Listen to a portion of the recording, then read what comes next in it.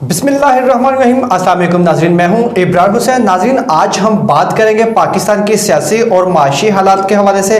तो मेरे साथ स्टूडियो में मौजूद हैं तज्ज़ियाकार वसीम चौधरी साहब। सर, वेलकम करते हैं आपको अपने प्रोग्राम में। और सर, फर्स्ट ऑफ ऑल तो बताइएगा कि पाकिस्तान के सियासी और माशी हालात जो हैं वो दिन ब दिन जो है वो बदतर होते जा रहे हैं। तो हमारी ये जो हुकूमत है इससे भी जो है वो कुछ नहीं बन पा रहा। कह लें कि हर जो है वो नया आने वाला बंदा जाने वाले बंदे को जो है वो ब्लेम करता रहता है। तो इसका हल कैसे होगा सर? बिस्मिल्लाहिर्रहमानिर्रहीम। बहुत शुक्रिया इब्रार। जो सियासी हालात हैं वो एक तो हमें सामने नज़र आ रहे हैं कि जो कुछ भी हालात हैं, किस कदर जो हमारे सियासी लोगों ने एक हंगामा खड़ा किया हुआ है जी।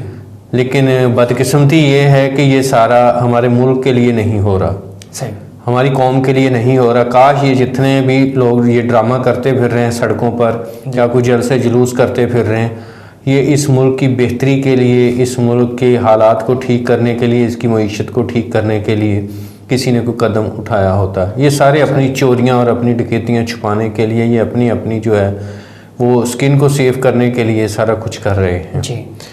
तो हालात कुछ ऐसे ही हैं कि अब क्या करें कि आपको एक छोटी सी जो एक सुना देता हूँ कहानी। कह लें कि आप या कि कोई एक मालिक था, उसने कोई नौकर रख लिया, मुलाजम रख लिया उसने कि 1 किलो दूध है, आपने मुझे रोज़ गर्म करके देना है, उसको गर्म शर्म करके उसमें जो भी मीठा शीठा डाल के आपने देना है मुझे।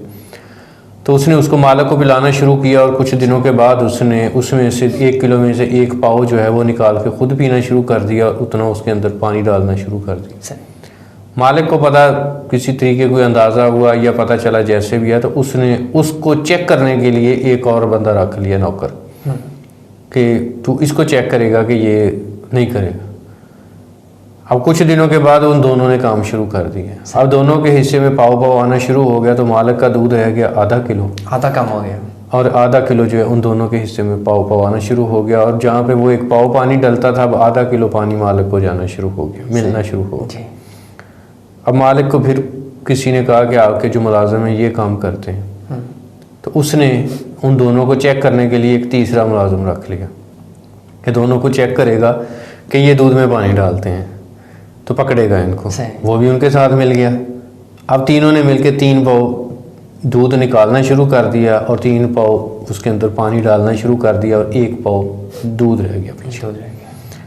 इसी दौरान जो है मालिक की, चूँकि उसको दूध खालस नहीं मिल रहा था, दिन ब दिन जो दूध की उसमें क्वांटिटी निकलती जा रही थी और पानी की क्वांटिटी उसमें बढ़ती जा रही थी, उसकी तबीयत भी जो है ना वो कह लें उसको कमज़ोरी भी होना शुरू हो गई। उसके आसाब जो थे वो जवाब देना शुरू हो गया, वीकनेस महसूस करने लग गया। और उसके जो देखने वाले थे सारे, वो भी उसको बताया कि तू कमज़ोर होता जा रहा है, लगता है तेरी खुराक पूरी तुझे नहीं मिल रही। तो उसने उसको पता चला कि ये तीनों जो ये काम शुरू हो गया, तो उसने उनको चेक करने के लिए एक फिर चौथा बंदा भी रख लिया कि शायद ये बंदा जो बेहतर हो, कुछ कर गुजरे, अच्छा कुछ कर गुजरे। सही। तो जब वो चौथा बंदा उसने रखा तो वो चौथे बंदा भी उनके साथ मिल गया। अब दूध तो था 1 किलो जिसके अंदर होते हैं 4 पाव। अब 4 लोग थे, चारों ने पाव पाव पीना शुरू कर दिया। अब उन्होंने देखा कि इसको हम मालिक को क्या देंगे।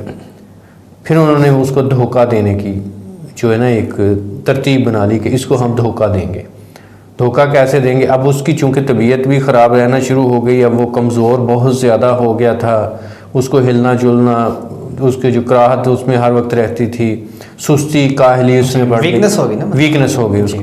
तो वो क्या करते थे कि अब आपको पता है कि दूध के ऊपर एक जो है ना वो बलाई आती है जिसको हम पंजाबी में मलाई कह देते हैं, तय जम जाती है। तो उन्होंने क्या किया कि जब वो मालिक सोया होता था ना तो उसकी मूंछों के ऊपर वो मलाई लगा देते थे। अब जब वो उठता था वो कहता था भाई मैं भूखा हूँ, किधर है वो दूध मेरा, मुझे दूध दो ताकि मैं सेहतमंद होऊंगा तो मैं अपने मामलात को चलाऊंगा। वो कहते जनाब वो तो आपको पिला दिया हमने, दूध तो हमने पिला दिया आपको, लेकिन पिलाया नहीं होता। वो कहते यार मुझे नहीं पिलाया आपने, लेकिन वो कहते जी हमने पिला दिया। अब देखने के आप समझदार हैं कि पाकिस्तान की हालत भी कुछ ऐसी ही है। बिल्कुल। यहाँ पर आप अंदाज़ा लगा लें कि जो मालिक है वो हमारा कह लें पाकिस्तान है या पाकिस्तानी अवाम है, और जो वो दूध पीने वाले हैं वो ये सारे जो आजकल सड़कों पर जो आवाम को नचा रहे हैं, जो आवाम सियासतदान है, हाँ जी, जो आवाम को बेवकूफ़ बना रहे हैं, ये सारे वो दूध पीने वाले हैं। ऐसे ही इन्होंने इस मुल्क को इस कदर लूटा है, इस कदर लूटा नहीं कह लें, नोचा है इस मुल्क को कि जिसका कोई हिसाब नहीं है। नोच नोच के खा गए और इस वक्त जो है ये इस मुल्क की मज़ीद बर्बादी खुदा न खास्ता करने के लिए इन्होंने प्लान किया हुआ है, ठीक है। और इसमें से पीपल्स पार्टी तो अब जो थोड़ा साइड पे हो गई है, ठीक है। और बाकी ये दो मौलाना साहब जो हैं, मौलाना साहब अपने किए कराए, ये जब अफगान जंग जो हो रही थी 9/11 के बाद, उतना जितना मौलाना साहब ने यहाँ पर नीटो सप्लाई में कमीशन खाया उतना किसी ने भी नहीं खाया होगा। और ये स्कूलों के बच्चों को, मदरसे के बच्चों को लेकर अभी बहावलपुर का जो इन्होंने रैली निकाली है, तो वहाँ पर एक तो वो जो चौधरी सऊद मजीद साहब हैं, पर्सनली हम उनको जानते हैं, हमारा बड़ा उनसे रिलेशन है, तो वो पाकिस्तान की जो चंद अमीर तरीन फैमिली हैं उनमें से एक हैं। तो उनका अपना जो कह लो कि वहाँ पे इन्फ्लुएंस इतना है लोगों पर, या उनका जो सारा करे, उन्होंने लोगों को इकट्ठा किया वहाँ पर, ठीक है। और वहाँ पे मिनिस्टर भी रह चुके हैं, वलीगुर रहमान रह चुके हैं, इसके अलावा वो इकबाल चन्नड़ साहब दो टर्म में वजीर रह चुके हैं जेल खाना जात के। बहुत सारे जो वहाँ पर उन्होंने हुकूमती ओहदे इंजॉय किए हैं। सऊद मजीद साहब भी एक तो पहले वो रहे हैं, सेनेटर रहे हैं, और अभी वो सेनेटर के कैंडिडेट हैं, क्योंकि MNA की सीट उनसे नहीं निकलती। तारक बशीर चीमा जो उनके बारे में उनके मुकाबले में बहुत स्ट्रॉन्ग है, क्योंकि तारक बशीर चीमा जो है उसकी आवाम में रूट्स हैं और वो डिलीवर भी करता है, क्योंकि उसका ताल्लुक पाकिस्तान मुस्लिम लीग काफ से है इस वक्त, ठीक है। तो बात यह है कि ये सारी जो बहावलपुर में भी इन्होंने अभी लास्ट जो बहावलपुर में ही इन्होंने वो ड्रामेबाजी की है, तो कितने लोग थे, कहाँ से आए, वो सारे अपनी जिधर से चलती हैं, मरियम बीबी लाहौर से चलती हैं तो 50 गाड़ियों का काफिला साथ लेके चलती हैं। 50 में आप एवरेज निकालें कितने बंदे होंगे उनके साथ, वो भी साथ ही होते हैं। इसी तरह से मौलाना साहब तो खैर 100 गाड़ियों का काफिला लेके चलते हैं, जिसमें सारी फ्लाइंग कोचेज होती हैं। अभी मदरसे के बच्चे जो है वो साथ लेके, हाँ जी, आपने वो वीडियो में भी शायद देखा हो कि जिसमें वो वायरल हुई है एक वीडियो कि जिसमें मौलाना साहब का वो लोधरा जो फ्लाईओवर से जो गुजर के जा रही हैं सारी, कि ये देखेंगे मौलाना साहब का जो कर रहे हैं। तो सियासी हालात जो हैं वो आपके सामने, और ये सियासी हालात ही हमारे मुआशी हालात को अबतर से अबतर किए जा रहे हैं। जी बिल्कुल, ये सारे अपने मुआशी हालात इन्होंने बेहतर किए हैं। जितनी भी हमारी हुकूमतें आई, जितने भी हमारे सियासतदान आए, इस मुल्क को इन्होंने इसकी बोटियां नोची हैं इस मुल्क की, अपने इन्होंने भूखे नंगों से ये लोग जो है बड़े बड़े रिच हो गए हैं। इस मुल्क को इन्होंने इसकी मईशत को बर्बाद कर दिया है, इस जो गरीब को बर्बाद करके रख दिया है इन लोगों ने। और इस वक्त जो हुकूमत बैठी हुई है, बदकिस्मती ये है कि इमरान साहब जो हैं कहते हैं जी बहुत वो सादिक और अमीन हैं, बड़े अच्छे हैं, टीम उनकी भी सारी उन्हीं चोर चक्कों के साथ वाले, उधर से निकल के लोग उधर से ही सारे इधर। और जो इनके पास थे उन्होंने बड़े बुलंदोबाग दावे तो करते रहे, लेकिन उनको ये भी नहीं पता, और सारे जो है किसी ना किसी करप्शन के केस में, किसी ना किसी गंगा में वो भी जो उन्होंने हाथ जो है ना वो धोए हुए हैं। तो बात यह कि सारे एक जैसे ही हैं। तो मुआशी हालात जो है पाकिस्तान के, वो इंटरनेशनली तो पाकिस्तान की जो पोजीशन है वो बड़ी स्ट्रॉन्ग हुई है, जिसमें हमारा स्पेशल जो रोल है हमारा, जो अल्हम्दुलिल्लाह हमारे जो एजेंसियों का, हमारी जो कह लें ISI है, वो पाकिस्तान की जो हिफाजत के लिए काम कर रही है, फ़ौज पाकिस्तान है, वो सारा बैकअप देते हैं। और अभी तक जो पाकिस्तान हमारा बचा हुआ है ना, ये भी हमारे इन अदारों की वजह से ही है, वरना खुदा न खास्ता ये जितने भी लोग हैं ये सारे इस मुल्क को बेच के भी खा जाते हैं, फिर भी इनका पेट ना भरता।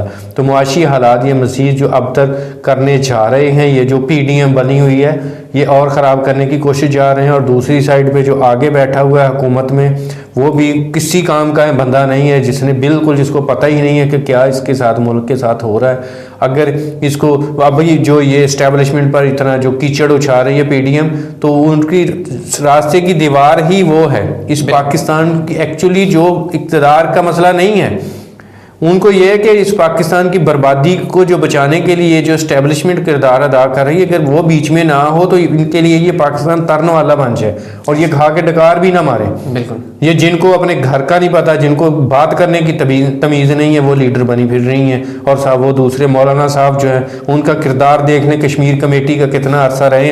पाकिस्तान तो कभी भी, पाकिस्तान अभी भी कश्मीर, उसका जो वज़ीर आज़म पाकिस्तान या हुकूमत पाकिस्तान इसराइल को तस्लीम करने की कभी बात ही नहीं हुई। वज़ीर आज़म ने हर इंटरव्यू में कहा है हमने उसको तस्लीम नहीं करना। ये हमारे नज़रिए पाकिस्तान के ख़िलाफ़ होगा और मैं अल्लाह को क्या जवाब दूंगा।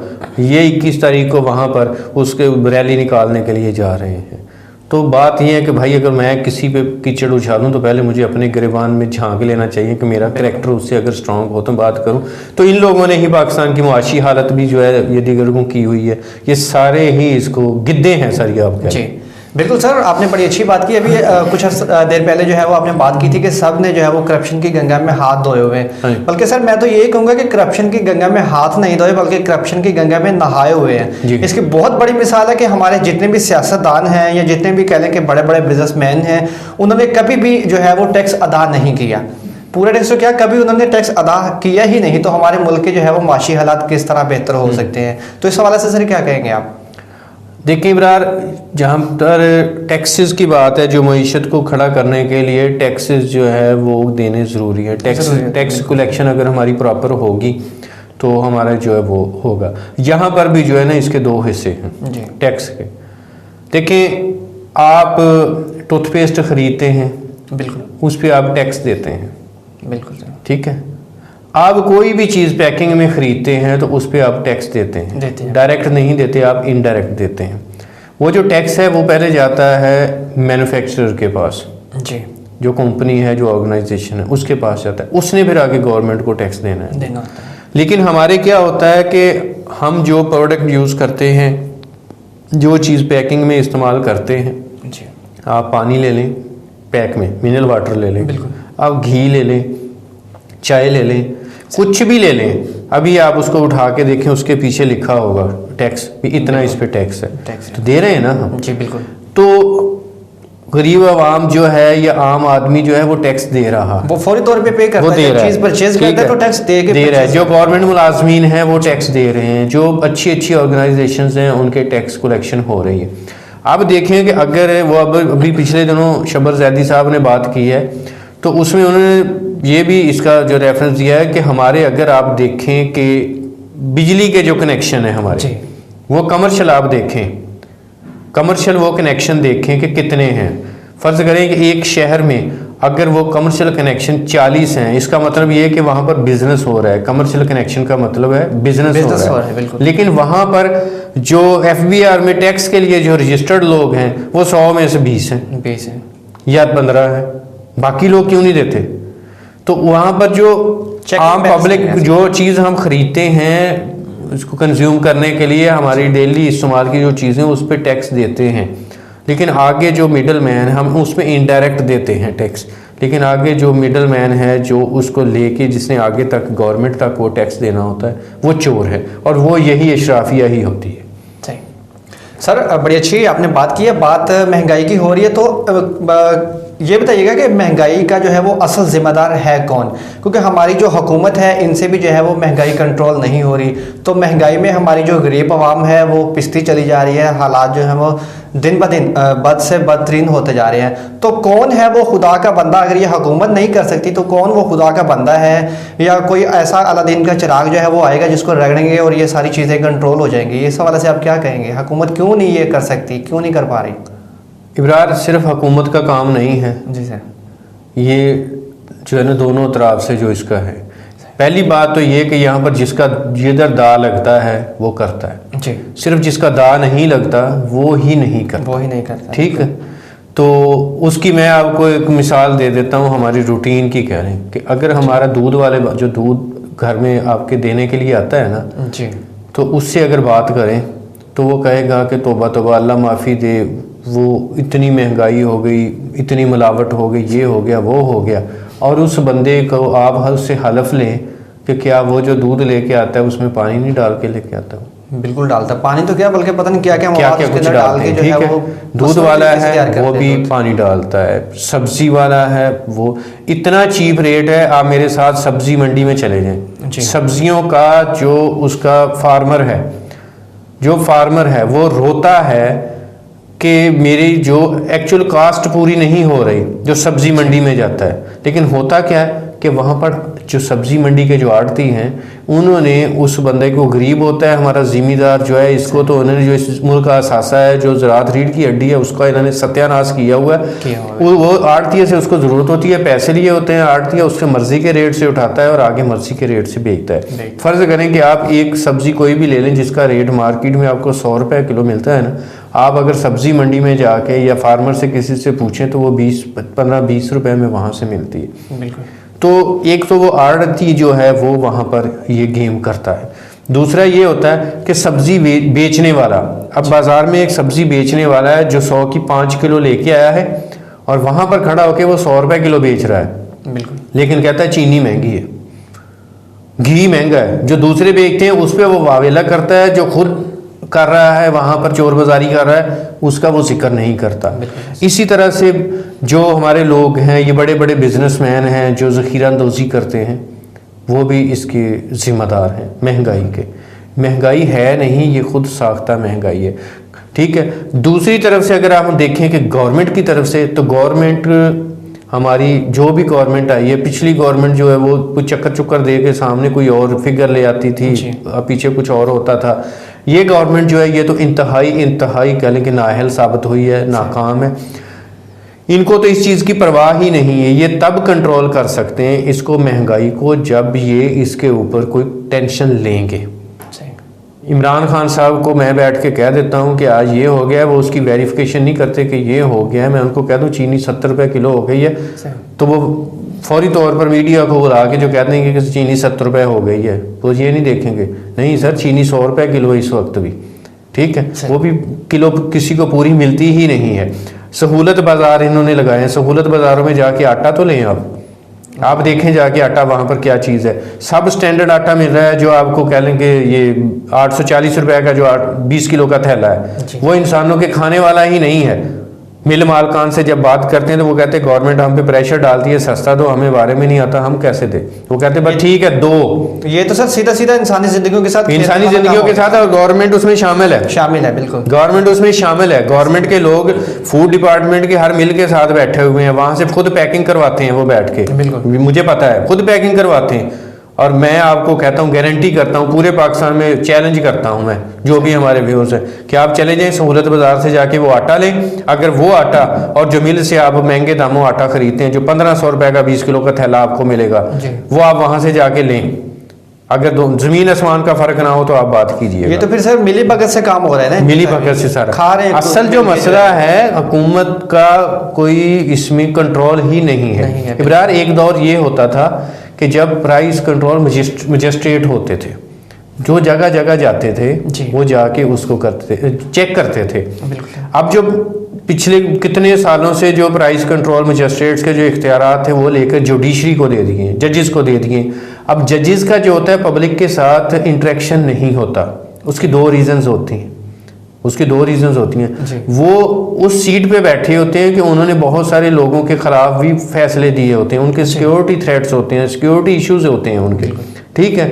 दूसरा, वो उनका फील्ड का कोई एक्सपोजर नहीं होता।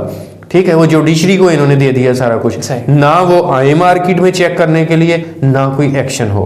पहले होता था जो मजिस्ट्रेट होते थे तो वो हर जगह जाके इसको चेक करते थे। कम से कम जो है ना, वो कह लें कि बिगड़े तिगड़ों का जो डंडा पीर होता है, तो वो डंडा मार्केट में फिरता होता था। तो ये जो बिगड़े तिगड़े जो हमारे 100 कार्ड जो मोमन बने रहते हैं लोग, नमाज एक निछोड़नी, हर साल उम्रे करने, हज करने, लेकिन बेईमानी रज के करनी, ओवर चार्जिंग, मिलावट, सूदखोरी, सारा कुछ करते हैं बैठ के, तो वो उनको चेक होता था, वो खत्म हो गया। उसके बाद अब पीछे किसने चेक करना है? एडमिनिस्ट्रेशन ने। अब एडमिनिस्ट्रेशन क्या करे जी? डिप्टी कमिश्नर जो है वो डिस्ट्रिक्ट की जो भी तहसील म्यूनसिपल एडमिनिस्ट्रेशन उसका एडमिनिस्ट्रेटर है, तहसील लेवल पर असिस्टेंट कमिश्नर है। ठीक है। अब वो अपनी एडमिनिस्ट्रेशन के मामलात को देखें या इसको देखें? बल्दियाती अदारे जो तबाह करके रख दिए, बल्दियाती अदारे एक्टिव नहीं है जो अपना काम करें और एडमिनिस्ट्रेशन अपना काम करे। अगर डिप्टी कमिश्नर को इन चीज़ों को जो हैं बल्दियात के जो मामलात हैं, अगर वहाँ पर तहसील नाज़िम बैठा हो या कोई तहसील चेयरमैन बैठा हो, जैसे पहले थे मुशर्रफ दौर में, वो अपने मामलात को देखते रहे, और डिप्टी कमिश्नर या एसी साहिबान भी अगर मार्केट की इनको प्राइस कंट्रोल को, दूसरी चीज़ों को देखें, तो कुछ ना कुछ कंट्रोल हो सकता है, बेहतरी हो सकती है। अब क्या करें वो लोग, क्या करें एडमिनिस्ट्रेशन के लोग, क्या करें? बिल्कुल वो अब उनको इन्होंने ओवरबर्डन ऐसे किया हुआ है कि समझ ही नहीं आ रही कि उनको क्या करें। मैं तो देखता हूँ मेरे बहुत सारे जो करीबी दोस्त हैं, डिप्टी कमिश्नर्स भी हैं, एसी साहिबान, उनको तो संडे को भी जो है उनका जो सर खुजाने का उनके पास टाइम नहीं होता, इतना बोझ होता है, ठीक। लेकिन बल्दियाती इंतखाबात करवाएं, उसको वो अपनी जिम्मेदारी लें या अपनी जिम्मेदारी करें। तो महंगाई जो है, वैसे महंगाई इतनी है नहीं जितनी हम लोगों ने की हुई है, ठीक है। हमें जो है ना इस पे गवर्नमेंट की कोई स्ट्रेटजी नहीं है इसके ऊपर, ठीक है ना, ये ऐसा मसला है। जी सर, बड़ी अच्छी आपने जो है वो बात की है। महंगाई जो है वो दिन ब दिन बढ़ती जा रही है। हर बंदा जो है वो हमारी गरीब आवाम पे अपने हाथ साफ करता है और चला जाता है, तो इसका हल करने के लिए कोई भी तैयार नहीं है। तो इट्स अलार्मिंग सिचुएशन सर। इस वक्त जो हमारे मुल्क की सिचुएशन है बहुत ही वो हौलनाक है। तो सर इसका हल क्या है?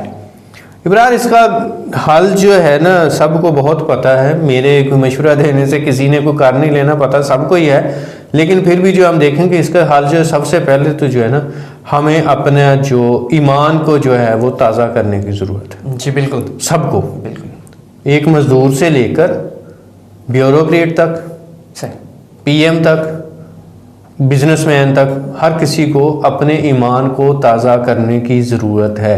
हम एक दफ़ा देखें कि जो हम कर रहे हैं क्या ठीक कर रहे हैं, सोचने की बात है ना। जी बिल्कुल। तो बात फिर वही आ गई है कि सब्जी हम 5 किलो 100 की सब्जी मंडी से ला के आगे हम वही 100 रुपए किलो बेचें, तो फिर ये उसको महंगाई कैसे कम हो जाएगी? वो महंगाई कम नहीं हो सकती। और उसके बाद मैं वो बेच के फिर मैं वावेला करूं कि घी महंगा है, चीनी महंगी है, तो वो मेरा वावेला बनता नहीं है। पहले मैं देखूं कि मैं क्या कर रहा हूँ।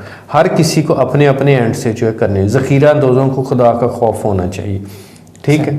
हर किसी को अपने अपने एंड पे जो है वो सुधारने की ज़रूरत है। दूसरा ये कि गवर्नमेंट जो है अगर इसको खुदा हदायत दे तो गवर्नमेंट उस मजिस्ट्रेटी निज़ाम उसको बहाल करे, जुडिशरी से लेके वापस उसको दे, बल्दियाती इलेक्शन करवाए, बल्दियात का जो निज़ाम है, जो बल्दियाती इदारे बनेंगे उनको दिया जाए, और जो हमारी डिस्ट्रिक्ट जो इंतज़ामिया है, गवर्नमेंट जो इंतज़ामिया है, वो इसके ऊपर जो चेक एंड बैलेंस है इस पे रखें कि ये महंगाई को कंट्रोल करें, इन चीज़ों को कंट्रोल करेंगे। तो उसमें जो बल्दियाती इदारों के जो एडमिनिस्ट्रेटर्स जो होंगे या चेयरमैन होंगे वो भी साथ देंगे इसमें, ठीक है। इन चीज़ों को मिलके करेंगे। वन मैन शो नहीं चलता, कभी भी नहीं चलता, ठीक है ना। इख्तियारात को ग्रास रूट लेवल तक डिलीवर करें और उसके लिए जो सेटअप पहले चलता था उसी तरीके से चलें, ठीक है। और उसके लिए बस सिर्फ 2 चीज़ों की ज़रूरत है। एहसास जिम्मेदारी की ज़रूरत है गवर्नमेंट को, और जो लोग नाजायज़ मुनाफाखोरी करते हैं उनको इस एहसास करने की ज़रूरत है कि हमने मरना भी है और हमारा ये ईमान है कि हमारा हिसाब भी होना है, और उस हिसाब की बिना पर ही हमने जो जन्नत या दोज़ख की तरफ जाना है। तो हमने जो अपने लिए रास्ते चुने हुए हैं, जो रास्ते हमने अपने लिए सजेस्ट किए हुए हैं ना, वो कुछ ठीक नहीं है। आप जो भी हमारे दीन के हिसाब से आप जो कह लें कि कुरान और दीन में जो है वो जो सज़ा और जज़ा का जो भी मामलात किए हुए हैं, उनमें नमाज, रोज़ा, हज, ज़कात की जो है ना वो बाज़ पोस्ट जो है उस पे कम तवज्जो दी गई है और हकूक़ुल इबाद पर ज़्यादा तवज्जो दी गई। जी बिल्कुल, ठीक है ना। हकूक़ुल इबाद की वजह से ज़्यादा हमारे लिए जो सज़ाएँ वो मुंतखब की गई हैं। तो हकूक़ुल इबाद में ये भी आ जाता है कि हमने किसी को भूखे नहीं रहने देना, हमने किसी का हक किसी की हक तलफी नहीं करनी, हमने नाप तोल में कमी नहीं करनी, ठीक है ना। लेकिन यहाँ पे सिचुएशन सर थोड़ी मुख्तलिफ है। यहाँ पे सवाब समझा जाता है किसी के हक को मारना, किसी की हक तलफी करना। वही मैं कह रहा हूँ ना कि इब्रार, हमें सबको अपने ईमान जो है वो ताज़ा करने की ज़रूरत है, बिल्कुल, ठीक है। जब तक हमारे ईमान की रिन्यूअल नहीं होगी, कोरोना कितना शदीद गुजर गया है, बिल्कुल, ठीक है। हमने मत्थे टेके, नमाजें पढ़ी, ठीक है, फर्जी तोबा की, लेकिन बाद में कुछ उसके बाद फिर वही कुछ हो रहा है, सारा कुछ हो रहा है। खुदा का खौफ जो है ना वो दिलों से निकल गया। इसीलिए जो है हम कह लें कि साबका जो हुक्मरान थे या मौजूदा हुक्मरान है, ये कह लें कि इस कौम को सज़ा के तौर पर हमें लगे हुए हैं, क्योंकि हमारा अपना किबला दुरुस्त नहीं है। बिल्कुल। जी नाज़रीन, अगर आप चाहते हैं कि हमारे मुल्क में जो है वो चेंज होना चाहिए, तो हमें ये सोचना चाहिए कि कल को हमने मरना है, हिसाब देना है। अपना किबला अगर हम दुरुस्त कर लेंगे तो सारे हालात जो है वो बेहतर हो जाएंगे, क्योंकि हर बंदा अपनी जगह पे खुद को जज करेगा कि मेरे अंदर क्या कमी है, क्या कोताही है, क्या मैंने गलत किया है, तो उसको वो ठीक कर लेगा। तो मेरे ख्याल से पूरा पाकिस्तान जो है वो पूरा मुल्क ठीक हो जाएगा। हमारे प्रोग्राम का वक्त खत्म हुआ। Thank you so much Wasim साहब, दोबारा फिर किसी और प्रोग्राम में आपसे मुलाकात होगी। थैंक यू सो मच, अल्लाह हाफिज़।